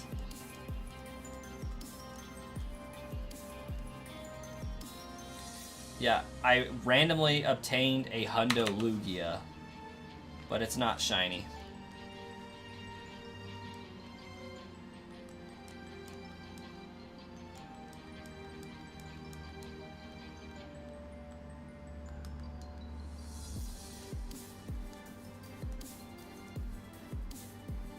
At least I caught it.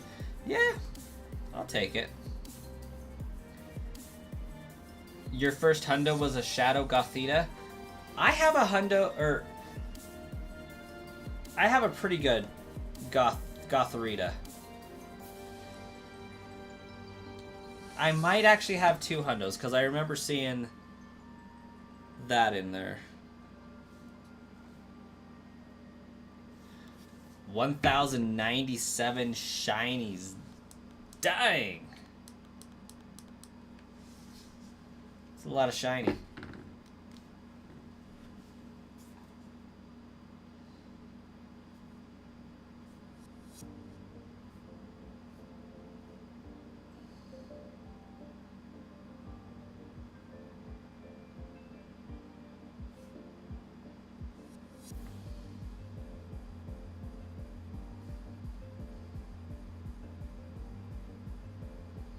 Oh, yeah.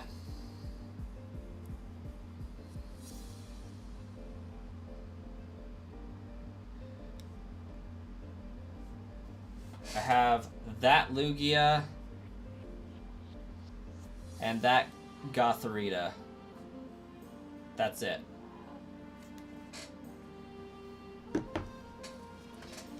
Signing Legendaries Go is guaranteed cash, so as long as it doesn't select the ball. Still working on getting the 400 Magikarp candy. That is like one of the worst ones. Like, Stuffle, Gyarados, or I guess Stuffle, Magikarp, Noibat. So annoying to evolve. Golisopod. Accept your friend requests you sent. Bet.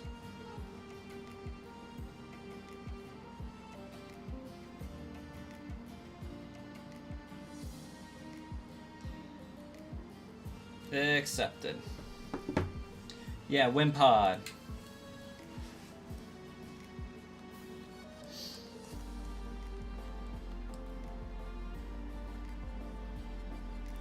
Stuffle is the teddy bear looking panda bear thing that evolves into Beware.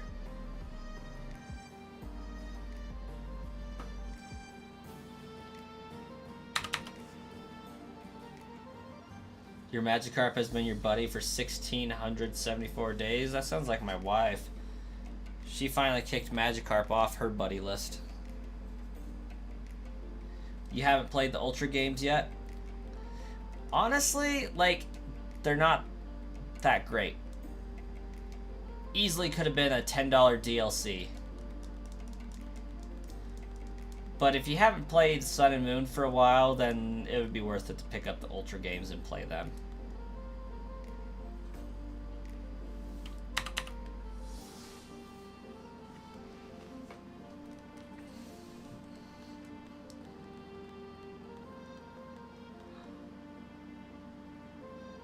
You have a Hundo, Sylveon, and Clauncher. Nice.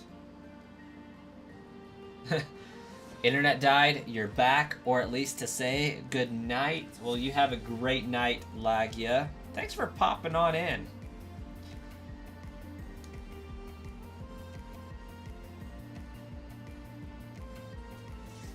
Been buddy since day one. Almost a best buddy. 6 more hearts to go. That's what's up. Black and White 2 were, in fact, legit. The most legit.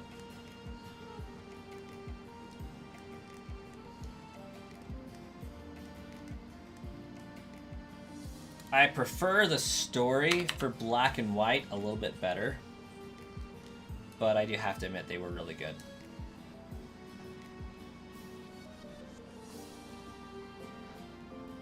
You don't have remote raid passes? Yeah, they add up. They're pretty spendy. They can get expensive. Played White 2 on hard mode. You remember once where you were walking and clicked on a Skarmory thinking if this is shiny then it means you will get an A in math, and it was shiny? And you got an A. That's what's up. That's some good omening.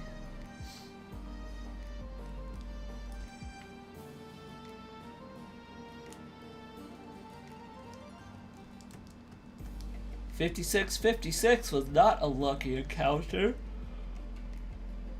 That's sad, but repeating numbers are pretty cool.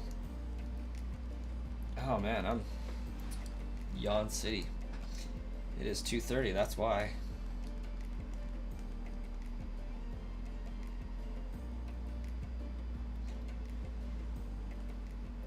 B2W2 is another one that should have been DLC. I agree.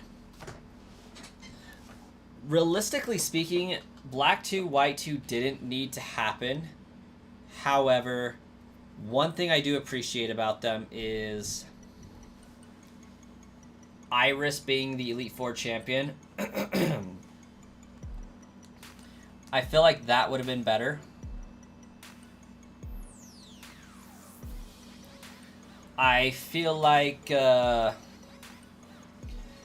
take elements from both. If they were to remake Black and White, Black 2, White 2, I think they should combine them into one game. And you start off... You're the character from Black and White 2, right? But let's say the events happen in tandem with each other. So you start off there. Charon's a gym leader. Bianca's a professor's research assistant. You are the one, as a character from Black 2, White 2. You meet up with N, do all that stuff. But there are now 2 additional gyms you can choose to do. And there's 10 gyms in that area. You can pick and choose which 8 you want to do to get to the Elite Four. Because I personally think Roxy is a really cool gym leader. I like the map for Black 2, White 2 more than Black and White.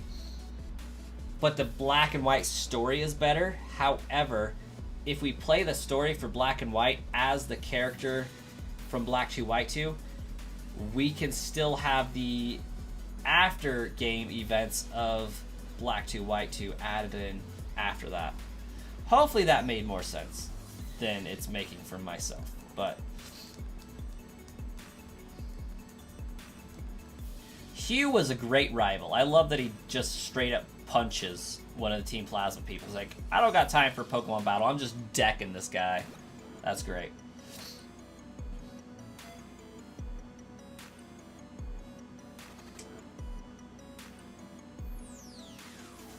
Oh, that's pretty cool, Mr. Apples. I didn't know that. I knew Roxy had her own unique one. I didn't know everybody else did. That's really neat. Jay Reynolds, welcome. Mr. Apples, we'll catch you later if you're heading out. I just took 2nd place on your list of favorite streamers, Stormbow. That's awesome. That's a new record for me, I think. Been here like 30 minutes. That's the vibe. That's the energy we need here. Glad I could pop up on your YouTube Shorts feed, because I imagine that's how you found us. Peace, Mr. Apples.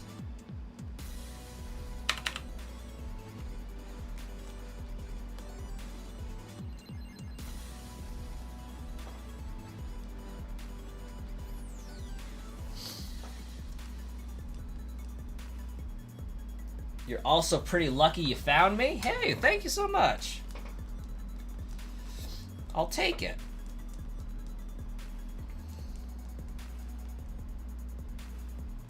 You get to see so many fun live streams, Jay. Well, you get to participate and make the live streams fun. That's what you do. You participate. And honestly, that's what makes the streaming fun for me, is everybody's participation, getting to talk and chat with everybody.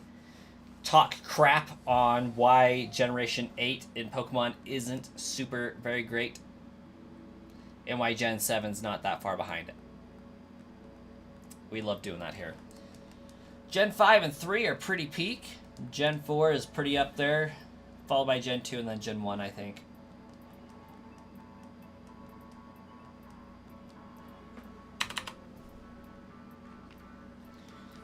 We have our tier lists here.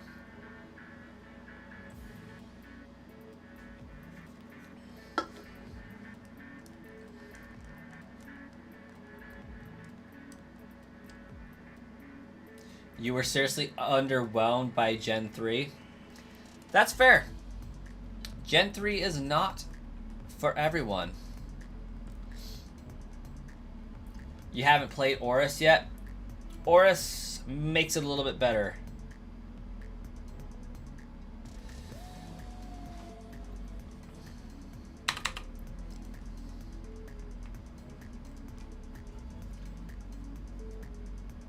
And you haven't heard they are a really solid remake. You have heard. Yeah, they are. They are not to the standard that Heart Gold, Soul Silver are, as beloved by the community, but they are so well done. The Delta episode, absolutely great. That's how a remake should be done.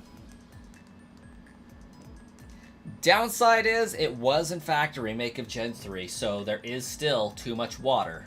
But,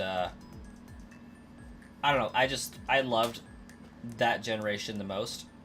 Brilliant, vibrant colors, fantastic Pokemon, great battling with the rival teams, great lore, great legendaries, great secrets to find.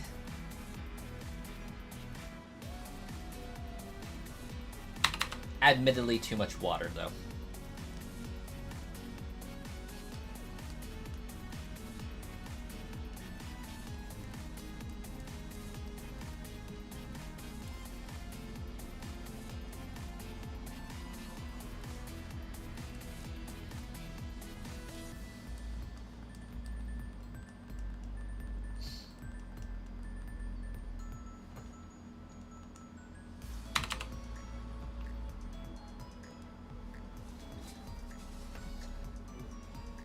You enjoyed PLA? It was Gen 8. Can't dismiss that one. I apologize, Jay Reynolds. When I say Gen 8, I mean the mainline games, like Sword and Shield. Pokemon Legends Arceus, I can't classify as Gen 8. I can't classify as Gen 9 either. It is its own thing. It's Gen 8 is BDSP and Sword Shield. Pokemon Legends Arceus is a spin-off. It's amazing. Yeah, I can't call Legends Arceus Gen 8.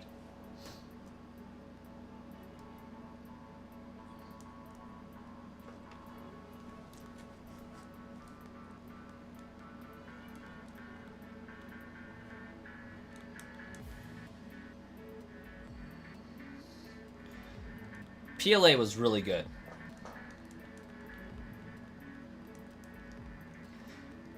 I find next to no fault with PLA.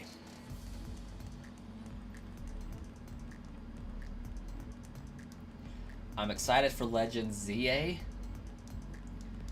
And I hope it bodes well for a Legends Celebi in the future. I think that was great.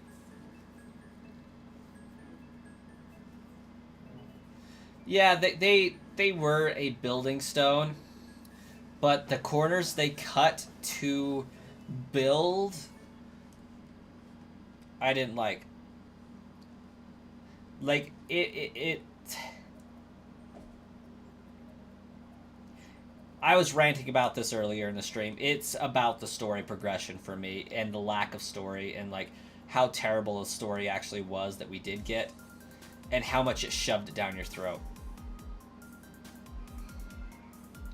I won't go into it fully again, but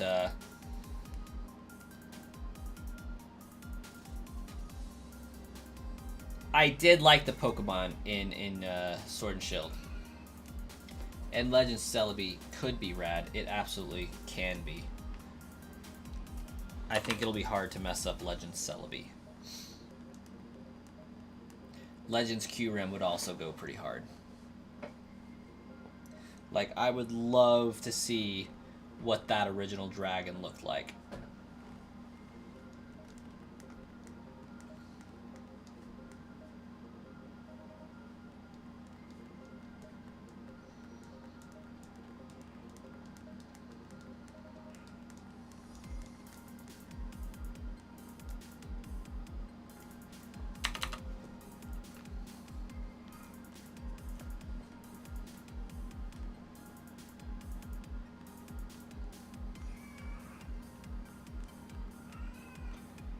Alright.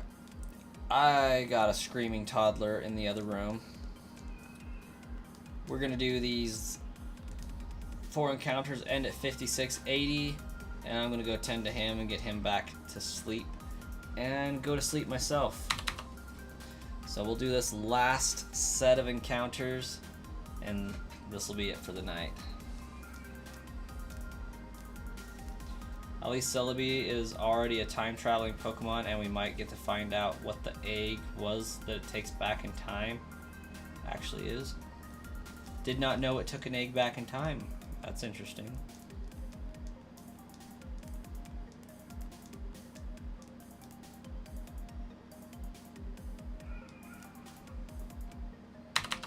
Alas, this stream is a bust in terms of shinies, but not in terms of subscribers. Thank you guys so much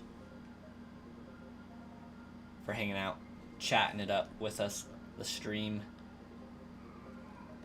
Hopefully we'll be able to stream again soon. I'm hopeful for Friday night. Tomorrow night there will not be a stream because I work Friday morning. So there could be one in the daytime sometime, but not likely. Next official stream will probably be Friday night because I can deal with lack of sleep on Saturday. But it could be Arceus egg. It would be awesome if it was Jirachi's egg, because that would make sense also. But we'll catch you guys in another stream at another time. We'll see you guys then.